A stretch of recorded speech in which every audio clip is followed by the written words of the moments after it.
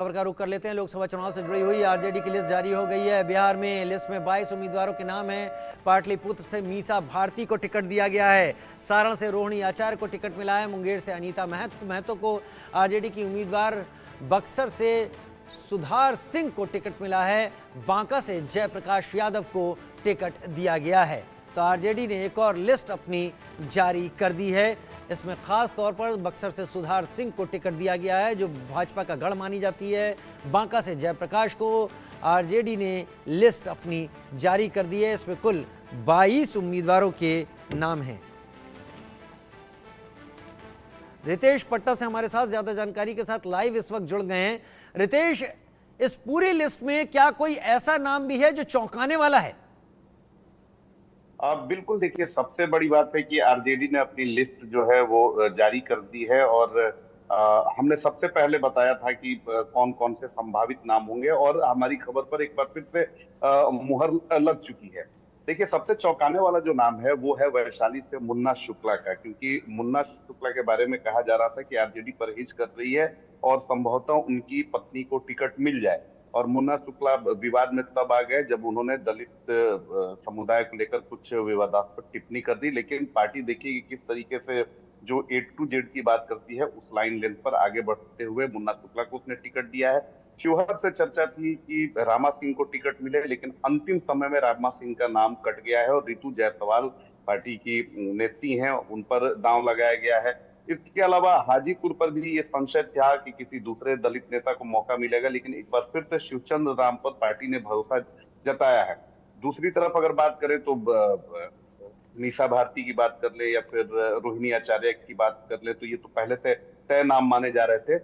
लेकिन पार्टी के जो नेता हैं सुधाकर सिंह, प्रदेश अध्यक्ष जगदानंद सिंह के वो पुत्र हैं, उन पर पार्टी ने दांव लगाया है और बक्सर में बीजेपी के सामने उन्हें उतारा है। सुधाकर सिंह की अपनी पैठ इलाके में अपनी पहचान है। और सुधाकर सिंह, अगर आप याद करेंगे तो वो शख्स है, वो आरजेडी का चेहरा है, जो जैसे ही नीतीश कुमार और तेजस्वी सरकार में आए, यानी नीतीश कुमार जब महागठबंधन के खेमे में आए, तो सबसे पहले जो बगावती नेता था, जिसने सबसे पहले मंत्रिमंडल नीतीश कैबिनेट से इस्तीफा दिया था, वो सुधाकर सिंह थे। और सरकार में रहते हुए, महागठबंधन की सरकार में रहते हुए भी वो लगातार नीतीश कुमार की नीतियों के खिलाफ सवाल उठाते रहे थे। तो देखिए कि पार्टी ने किस तरह से उन पर भरोसा किया है और बक्सर से उन्हें अपना उम्मीदवार बनाया है। बाकी जितने भी लिस्ट हैं, ये सारे संभावित थे। सबसे पहले इंडिया न्यूज ने बताया था कि ये लोग चुनाव लड़ सकते हैं, लेकिन खास तौर पर वैशाली की बात करें, शिवहर की बात करें,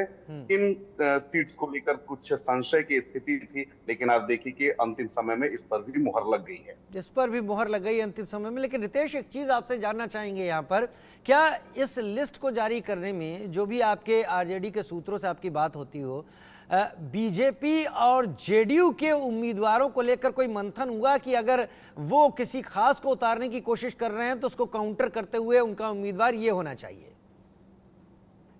अब बिल्कुल, देखिए, जैसे वैशाली सीट की बात कर लेते हैं, तो वैशाली जो लोकसभा सीट है वो राजपूत और भूमिहार बहुल, यानी अगर देखें तो सवर्ण मतदाताओं का वहां पर दबदबा ज्यादा है। एलजेपी से वीणा देवी वहां पर चुनावी अखाड़े में दो दो हाथ करने के लिए तैयार हैं, राजपूत समुदाय से आती हैं। तो दूसरी तरफ देखिए किस तरीके से आरजेडी ने उनकी काट भूमिहार समाज से ताल्लुक रखने वाले मुन्ना शुक्ला को उम्मीदवार बनाया है। मुन्ना शुक्ला को राजनीति का लंबा अनुभव रहा है और वैशाली क्षेत्र में इनकी अपनी धमक है, अपनी इनकी पैठ है।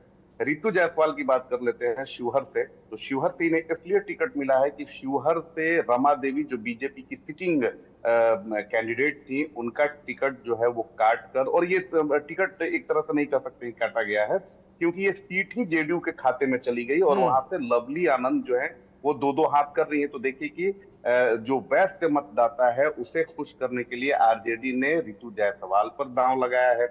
अगर बात कर ले बक्सर की, तो बक्सर में बीजेपी को हमेशा ब्राह्मण और भूमिहारों का सहयोग और सपोर्ट मिलते आया है।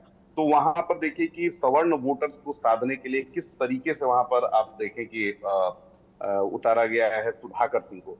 तो इन तमाम बातों का ख्याल रखा गया है। लेकिन अगर देखें, अगर पूरी तरीके से, लिस्ट को देखें तो कहीं ना कहीं जो एनडीए के प्रत्याशी हैं वो कहीं ज्यादा भारी पड़ेंगे महागठबंधन के उम्मीदवारों पर, क्योंकि हाजीपुर की अगर बात करते हैं तो चिराग पासवान की अपनी राजनीति है, अपनी धमक है। दूसरी बात है कि रामविलास पासवान से संवेदना जुड़ी हुई है, तो हाजीपुर में वो खुद फाइट कर रहे हैं और उनके सामने शिवचंद्र राम आरजेडी के भले ही पुराने नेता हैं लेकिन कद नहीं है, कई दफे यानी चुनाव बड़े में गुणा भाग खड़े हुए। किए गए हैं, ये आसानी से 22 लोगों की लिस्ट नहीं आ गई है, बड़े गुणा भाग किए गए हैं कि ये मुकाबला दिलचस्प और रोमांचक हो। बहुत शुक्रिया रितेश हमारे साथ जुड़ने के लिए, इस जानकारी के साथ आपका। और अब बड़ी खबर का रुख कर लेते हैं, मध्य प्रदेश के बैतूल से आ रही है, जहां पर मध्य प्रदेश के बैतूल से बीएसपी उम्मीदवार का निधन हो गया।